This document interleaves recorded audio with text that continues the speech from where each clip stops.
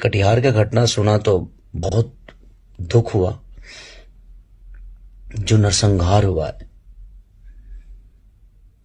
मैं कलाकार होने के नाते मैं तो सबसे पहले ये बोलूंगा कि अपराध का कोई जात नहीं होता और अपराधी किसी जाति से नहीं आता है। गोली किसी जात को देखकर नहीं मारता है, मारने वाला अलग हो सकता है।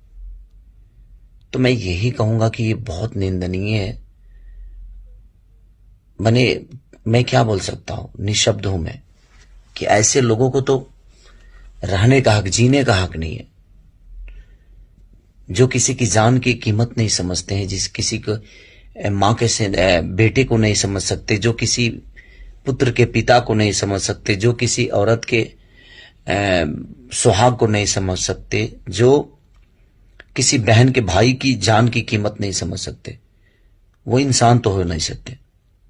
तो मैं सरकार से अपील करना चाहता हूं कि प्लीज उन अपराधियों को कड़ी से कड़ी सजा दी जाए, क्योंकि ऐसे अगर अपराधी होते जाएंगे ना तो शायद बिहार का अस्तित्व खत्म हो जाएगा।